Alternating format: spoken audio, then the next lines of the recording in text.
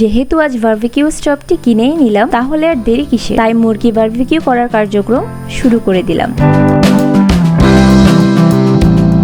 প্রথমে মুরগিগুলো টুকরো টুকরো করে নিলাম, তারপর আদা, রসুন, বারবিকিউ মশলা, সয়া সস, লবণ, মরিচ সহ নানান রকম মশলা দিয়ে মুরগিগুলোকে ভালোভাবে মাখিয়ে নিলাম। তারপর ফ্রিজে রেখে দিলাম 2 ঘন্টার কাছাকাছি।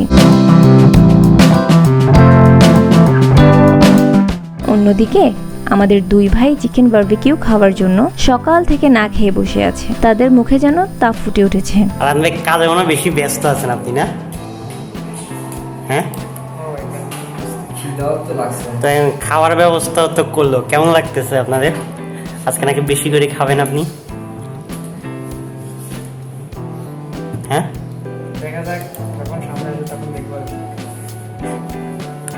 সামনে সামনে বেশি বেশি করে আসলে সবগুলো খাই ফেলবেন, আমাদেরকে রাখি।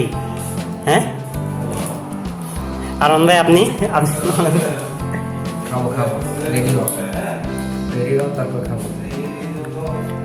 রেডি কিন্তু হচ্ছে। মানে কয় পিস খাবেন? সবই খাবো, সবই খাই ফেলবেন, আমাদেরকে রাখি।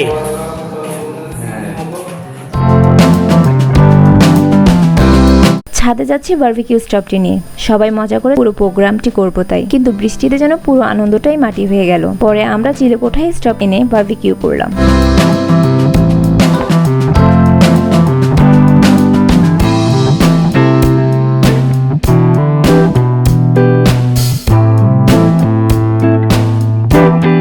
বারবিকিউ গুলো ফ্রিজ থেকে বের করে ছাদে নিয়ে গেলাম। সবাই বারবিকিউ স্টভটি জ্বালানোর কাজে ব্যস্ত।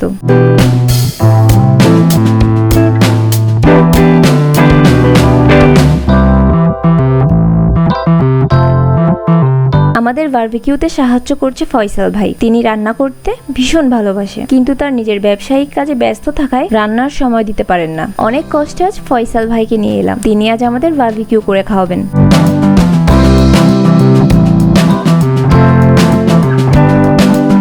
স্টভে কয়লা দিয়ে কেরোসিন ঢেলে অবশেষে জ্বালাতে সক্ষম হলাম। তারপর মাংসগুলো একে একে পুড়তে শুরু করলো ফয়সাল ভাই।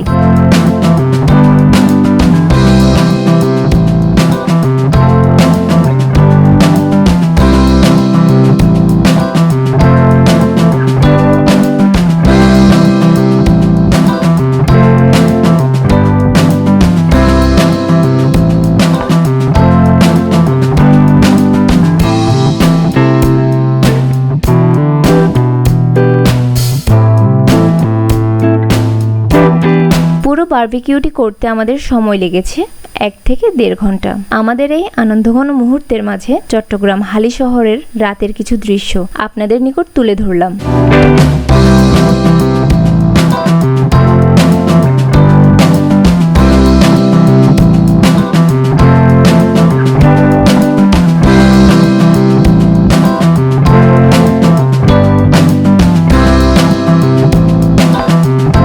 অবশেষে বারবিকিউ শেষ করলাম, এবার খাওয়ার পালা।